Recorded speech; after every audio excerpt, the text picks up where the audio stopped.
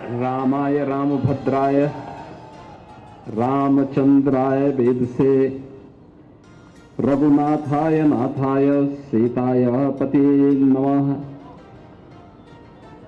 बोले सियावर रामचंद्र भगवान की, सियावर रामचंद्र भगवान की। सत्य सनातन धर्म की, सत्य सनातन धर्म की। भारत माता की, भारत माता की। सरयू मैया की, सरयू मैया की। श्री हनुमान जी महाराज की, श्री हनुमान जी महाराज की। नमः पार्वती पतिये हर हर।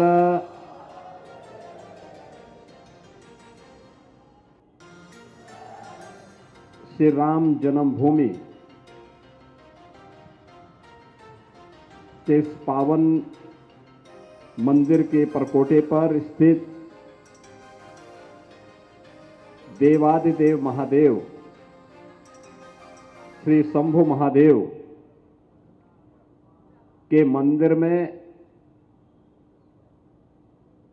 पावन सनातनी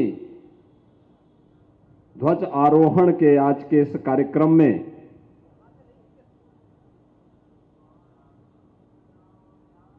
उपस्थित उत्तर प्रदेश सरकार में मंत्रिमंडल के मेरे वरिष्ठ सहयोगी प्रभारी मंत्री अयोध्या श्री सूर्य प्रताप शाही जी, श्री राम जन्मभूमि तीर्थ क्षेत्र न्यास के महासचिव सम्मान्य श्री चंपत राय जी, श्री राम जन्मभूमि तीर्थ क्षेत्र न्यास के सदस्य श्री महंत दिनेन्द्र दास जी महाराज, न्यास के ही सदस्य श्री कृष्ण मोहन जी, डॉक्टर अनिल मिश्र जी,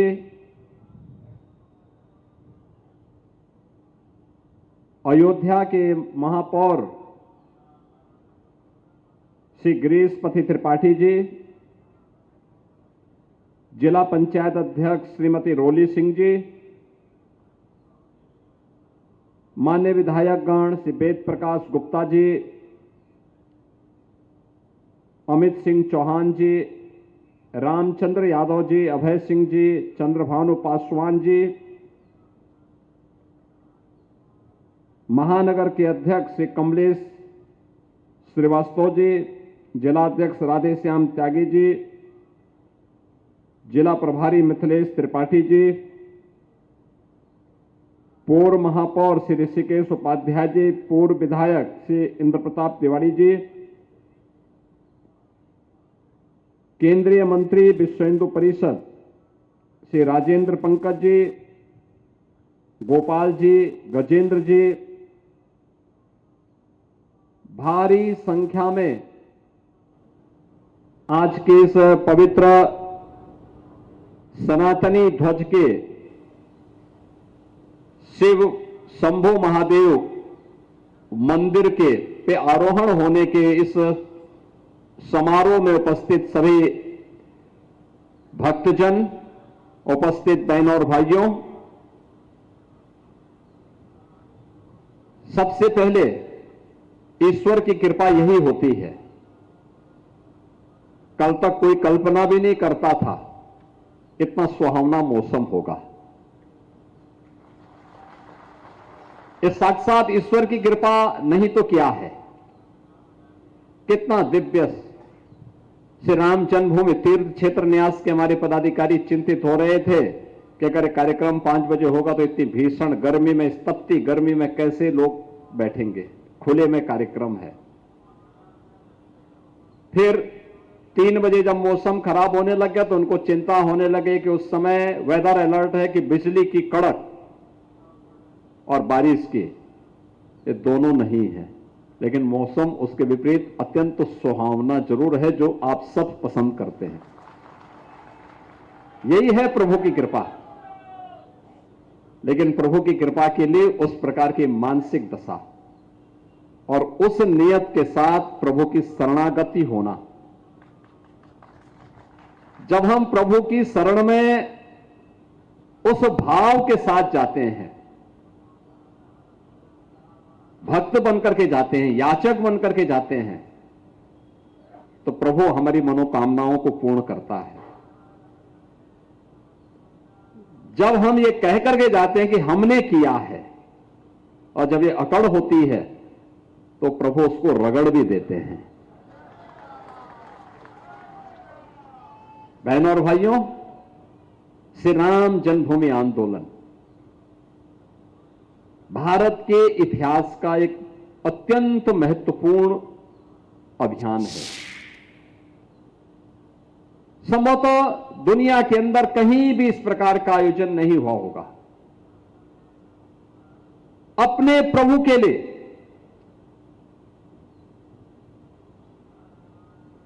भारत ही नहीं, दुनिया के अंदर जहां कहीं भी सनातन धर्मावलंबी रहा, वह किसी जाति, किसी पंथ, किसी संप्रदाय, वनवासी हो, गिरवासी हो, वंचित हो, सड़क पे भिक्षावृत्ति से अपना जीवन यापन करने वाला व्यक्ति हो, या राजमहल के प्रसाद में रहने वाला बड़ा सा बड़ा व्यक्ति, बड़ा सा बड़ा उद्यमी, हर एक के मन में एक ही भाव होती थी कि हमारे प्रभु श्री राम का भव्य मंदिर बने, वह स्थान हमें प्राप्त हो, उस कार्यक्रम को मैं अपनी आंखों से देख सकूं। पीढ़ी पर पीढ़ी चलती गई, संघर्ष और आंदोलन बढ़ते गए। क्या महिला, क्या पुरुष, क्या वृद्ध, क्या जवान, क्या बच्चे, क्या महिला, क्या पुरुष, समाज का हर तबका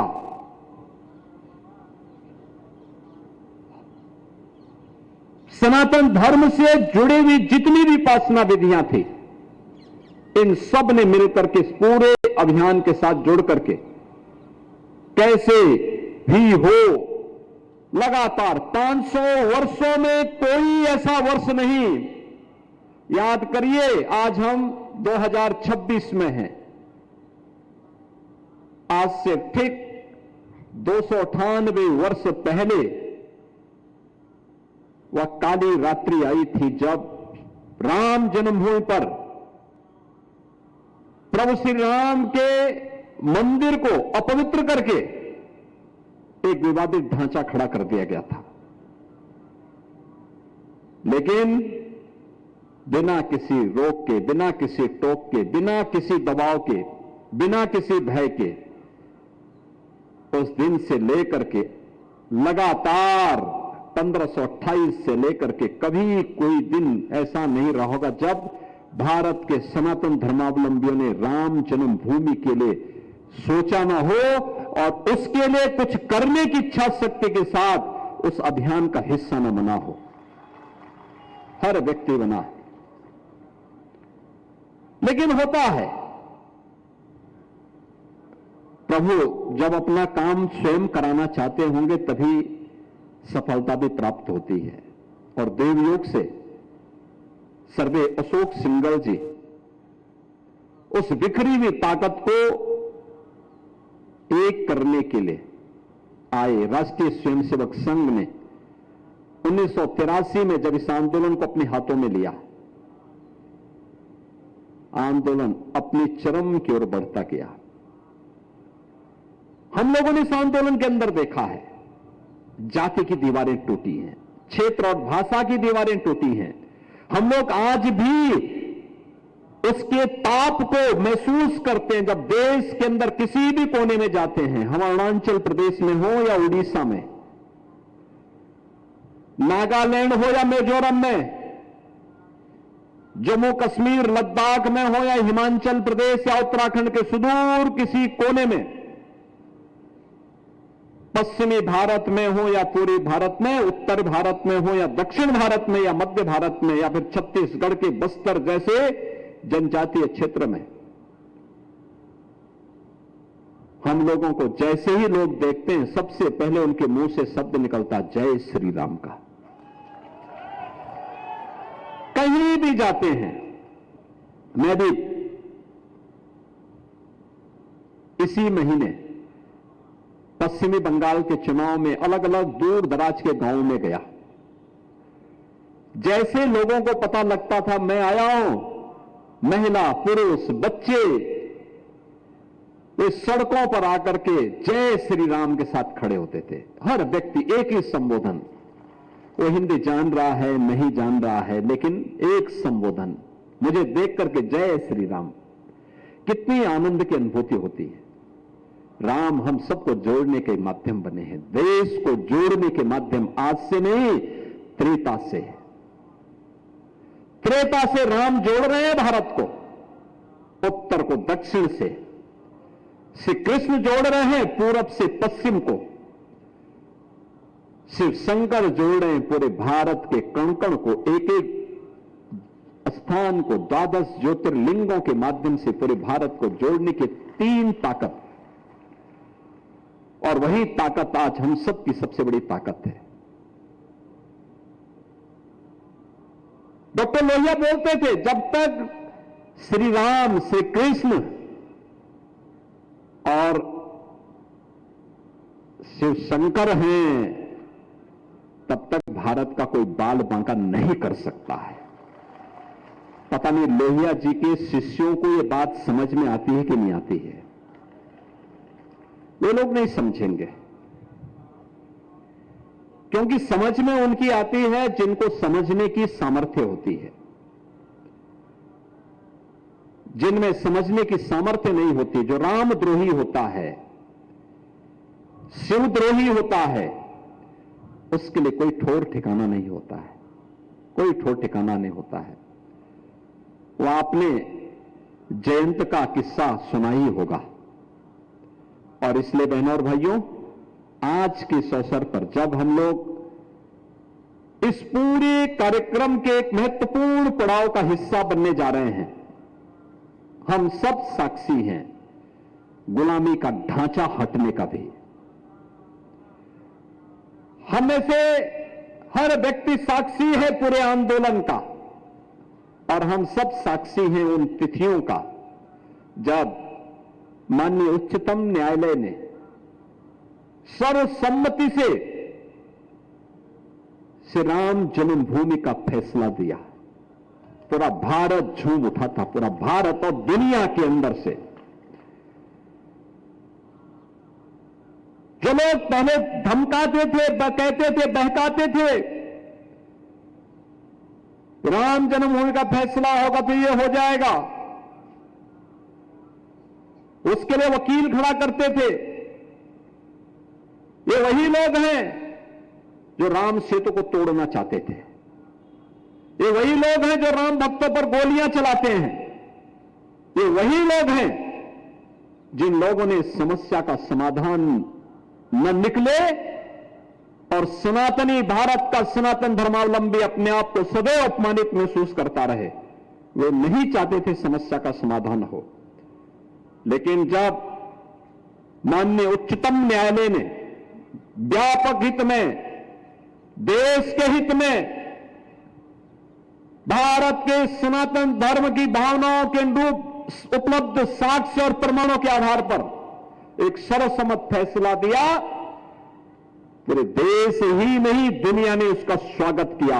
और स्वागत ही नहीं किया, जो कहते थे ये हो जाएगा हो जाएगा, मैं कह सकता हूं कि भारत के इतिहास का सबसे शांत दिन था, सबसे खुशहाल दिनों में से एक दिन था वह जिस दिन फैसला आया था। और कहीं कोई हलचल नहीं थी, कहीं कोई हलचल नहीं थी। हम सब ने वे तिथियां देखी हैं जब हम लोगों ने देश के यशस्वी प्रधानमंत्री जी के कर कमलों से श्री राम जन्मभूमि में 5 अगस्त 2020 को भव्य श्री राम मंदिर के भूमि पूजन के कार्यक्रम का हम हिस्सा बने थे। लोगों को लगता था तब भी कि क्या हो जाएगा। न्यायालय के पहले जब विश्व हिंदू परिषद के नेतृत्व में श्री राम जन्मभूमि यज्ञ समिति आंदोलन करती थी, लोग पूछते थे क्या राम मंदिर बन जाएगा? संतगण कहते थे हां बनेगा। राम का भक्तगण एक ही बात कहते थे, रामलला हम आएंगे, मंदिर वहीं बनाएंगे। लोग हंसते थे, लेकिन हम सब साक्षी हैं। 5 अगस्त 2020 के दुनिया कोविड से पस्त थी। अयोध्या में राम जन्मभूमि में भगवान राम के भव्य मंदिर के लिए भूमि पूजन का कार्यक्रम आगे बढ़ रहा है। हम सब उस तिथि के साक्षी हैं। ये भारत के इतिहास के स्वर्ण अक्षरों में लिखे जाने वाली तिथियां हैं और हम सब प्राण प्रतिष्ठा रामलला के श्री रामलला की प्राण प्रतिष्ठा कार्यक्रम के भी साक्षी हैं।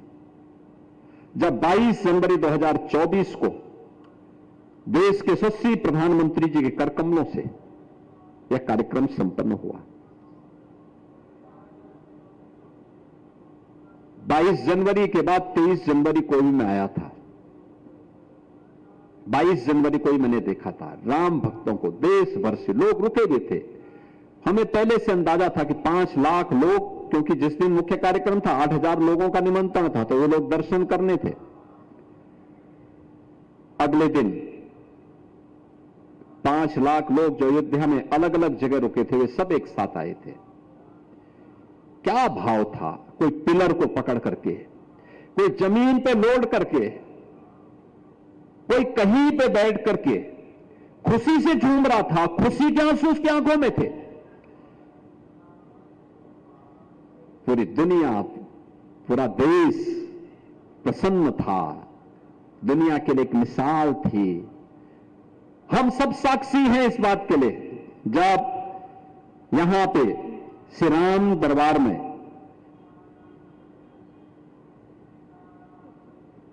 प्रतिष्ठा का कार्यक्रम, मूर्ति प्राण प्रतिष्ठा, राम दरबार का प्रतिष्ठा का कार्यक्रम संपन्न हुआ, वह तिथि भी, और मेरा सौभाग्य है कि मुझे उस कार्यक्रम में भी भागीदार बनने का अवसर प्राप्त हुआ था।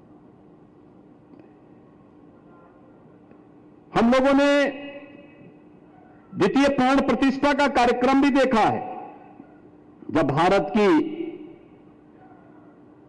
जब यहां पर 25 नवंबर को आदरणीय प्रधानमंत्री जी के कर कमलों से श्री राम जन्मभूमि पर इस सनातनी भगवा ध्वज का आरोहण हुआ था। कितना भव्य कार्यक्रम था, क्या उत्साह था। राष्ट्रीय स्वयंसेवक संघ के सरदेव सरसंघ चालक जी प्राण प्रतिष्ठा रामलला की प्राण प्रतिष्ठा कार्यक्रम में भी और ध्वजारोहण कार्यक्रम में भी भागीदार बने थे। उनका सानिध्य प्राप्त हुआ था। और देश के महामहिम राष्ट्रपति जी के कर कमलों से जब चैत्र रामनवमी के यानी चैत्र शुक्ल प्रतिपदा के दिन 19 मार्च 2026 को जब श्री राम यंत्र की स्थापना राम जन्मभूमि के पर संपन्न होती है, उस कार्यक्रम में भी हम सब साक्षी बने थे। बहनों और भाइयों, ये सारी चीजें बताती हैं इतना बड़ा आंदोलन और अंततः विजय, यतो धर्मस् ततो जय। जहां अयोध्या होगी वहां विजय तो होगी होगी। अयोध्या ने साबित किया है, जहां राम होंगे वहां विजय होगी। यह भी अयोध्या ने साबित किया है। सम विषम परिस्थितियों में हम झुकेंगे नहीं, रुकेंगे नहीं, डिगेंगे भी नहीं, अपने लक्ष्य को प्राप्त करेंगे। यह अयोध्या ने दुनिया को बताया है और दुनिया आज अनुसरण ले रही है अयोध्या धाम से। लेकिन मैं आप सबसे कहना चाहूंगा, ये पावन तिथि हम सबको इसलिए देखने को मिलती है। आज जो भी अयोध्या आता है, कोई भी देश और दुनिया का, हम लोगों के पास रोज सिफारिश आती है, रोज आती है। देश के अंदर कहीं भी जाते हैं, लोग कहते हैं क्या राम जन्मभूमि में दर्शन, अरे हम कहते हैं आइए ना आप। लोग कहते हैं कितने हजार लोग कर रहे हैं, हमने कहा हजार नहीं लाखों की बात करो। अब लाखों लोग दर्शन कर रहे हैं। लाखों लोग दर्शन कर रहे हैं। आप पहले एक दिन पहले हमें बता देना, सारी सुविधाएं वहां मिलेंगी, कोई समस्या नहीं है। लोग पूछते रेलवे स्टेशन से कितना, हम कहते हैं वॉकिंग डिस्टेंस पे। लोग कहते हैं एयरपोर्ट से, हम कहते हैं वॉकिंग डिस्टेंस पे। कहते कैसे? वहां जाम, अरे हमने कहा चारों ओर 4 लेन बन चुका है। ये नई अयोध्या है, त्रेता युग की याद दिला रही है, और यही है डबल इंजन की ताकत। लेकिन ये तभी हो पाया है जब एक साथ एक स्वर में सभी सनातन धर्मावलंबी बोल उठा था। तब राम जन्मभूमि में मंदिर निर्माण का मार्ग प्रशस्त हो पाया। याद रखना, हम बटे थे तो इसीलिए विधर्मी आकर के हमारे विभाजन का लाभ उठाए थे। हम आज एकजुट होकर के जब उसका मुकाबला कर रहे हैं तो सुरक्षित हैं। हर व्यक्ति सुरक्षित भी है। अपनी विरासत को गौरव के साथ आगे बढ़ते हुए आने वाली पीढ़ी को गौरव के साथ बताने की स्थिति में है कि हमारे सामने से राम जन्मभूमि का फैसला आया था। हमारे सामने भूमि पूजन का कार्यक्रम संपन्न हुआ था। हमारे सामने रामलला का प्राण प्रतिष्ठा का कार्यक्रम संपन्न हुआ था। हमने अपनी आंखों से देखा है। हमने रामनवमी के दिन सूर्य तिलक होते हुए देखा है। हमने राम दरबार की प्राण प्रतिष्ठा का कार्यक्रम अपनी आंखों से देखा है। हमने श्री राम जन्मभूमि पर सनातनी भगवा ध्वज को आरोहण होते हुए देखा है, जब प्रधानमंत्री जी के कर कमलों से संपन्न होता है। और श्री राम जन्मभूमि पर श्री राम यंत्र की स्थापना का कार्यक्रम हमने अपनी आंखों से देखा है। आज की पीढ़ी यह बताने की स्थिति में है। आने वाली पीढ़ियां हमें कोसेंगी नहीं, क्योंकि हमें किसी अपने पूर्व जन्म का पुण्य प्राप्त हो रहा है कि हमने अपनी आंखों में देखा है और इसकी कीमत को भी समझा है। हम इसकी कीमत को वर्तमान और भावी पीढ़ी को बताएं, उनको बताएं। ये दुनिया के लिए एक उदाहरण है। दुनिया आज उसका अनुसरण करने को लालायित है।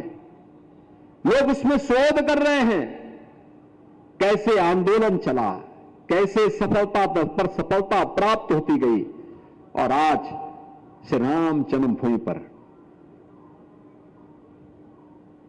श्री राम की विराट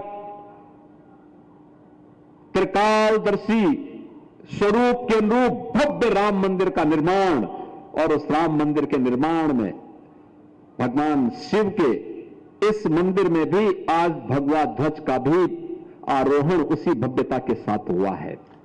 याद करिए, भगवान राम की एक कथा मां पार्वती को भगवान शिव ही सुना रहे हैं। मनुष्य के पास आने के पहले काकभुसुंडी उसका वाचन कर रहे हैं। याद करिए, कौन सी ऐसी योनि है जो राम कथा की पिपासु न हो। और अब तो साक्षात राम मंदिर में हम दर्शन कर रहे हैं। भगवान राम का सानिध्य प्राप्त हो रहा है, और इससे बड़ी कृपा दूसरी नहीं हो सकती है। ये साक्षात कृपा का उदाहरण है। कितने सुहावने मौसम में ऐसा लगता होगा कि जैसे पता नहीं कितने एसी यहां पर लगाए होंगे, लेकिन चंपत जी ने एक भी एसी नहीं लगाया, एक भी पंखा भी नहीं चलाया, लेकिन स्वतः स्फूर्त भाव के साथ इतना सुहावना मौसम हो गया है। ये प्रभु की कृपा है, और यही कृपा का आनंद लीजिए। सनातन धर्म की एकता के माध्यम से भारत की एकता और अखंडता को मजबूती बनाने में अपना योगदान दीजिए। अपनी विरासत को इसी मजबूती के साथ आगे बढ़ाने के लिए कृत संकल्पित होकर के आगे बढ़िए। अपने महापुरुषों को जातीयता के दायरे में मत बांटिए। उन लोगों से सावधान रहिए जो बांटने का काम कर रहे हैं। ये वही काम कर रहे हैं जो मध्यकाल में देश को बांटने वाले, समाज की एकता को खंडित करने वाले लोगों ने पाप किया था। ये बांटने का पाप देशद्रोह से कम नहीं है, और ये पाप कभी मत होने देना। आज जो गौरव की अनुभूति हम सब कर रहे हैं, हर सनातन धर्मावलंबी कर रहा है, देश और दुनिया का हर व्यक्ति गौरव की अनुभूति कर रहा है, उस गौरव के साथ आगे बढ़ने की आवश्यकता है। और जिस दिन भारत का 140 करोड़ भारतवासी अपने नेतृत्व में विश्वास मजबूती से करते हुए आगे बढ़ेगा, दुनिया की कोई ताकत उसके सामने बाधक नहीं बन सकती है, ये मजबूती के साथ हम कह सकते हैं। और नए भारत को इसी दिशा में आगे बढ़ाने का हम सबका संकल्प होना चाहिए। इन्हीं शब्दों के साथ मैं एक बार फिर से प्रभु श्री राम के श्री चरणों में, रामलला के श्री चरणों में नमन करता हूं, कोटि कोटि नमन करता हूं। उनके इष्ट देवादिदेव महादेव शिव शंभो, याद करिए लंका में जाने के पहले भगवान ने रामेश्वरम में भगवान शिव की ही आराधना की थी। भगवान शिव कथा सुनाते हैं पार्वती जी को राम की, और राम जी अपने अभियान का हिस्सा आगे बनने के लिए आराधना कर रहे हैं भगवान शिव की। और आज भगवान शिव के इस भव्य मंदिर में भारत के सनातन धर्म के भगवा पताका भी आज यहां पर राम जन्मभूमि में पहर गई है। क्या भारत के गौरव को आगे बढ़ाने वाली पताका है। आप सबको बधाई, पूरे अयोध्या वासियों को, पूरे सनातन धर्मावलंबियों को। और इन्हीं शब्दों के साथ मैं एक बार फिर से श्री राम जन्मभूमि तीर्थ क्षेत्र न्यास के अपने सभी पदाधिकारियों को हृदय से धन्यवाद देता हूं। श्री राम जन्मभूमि में आने वाले सभी श्रद्धालुओं का अभिनंदन करता हूं। आप सभी को, सभी सनातन धर्मावलंबियों को आज के इस अवसर पर अपनी शुभकामना देते हुए अपनी वाणी को देता हूं विराम। जय जय श्री राम, जय जय श्री राम। आप भगवान के दर्शन करने के लिए पीछे से जा सकते हैं।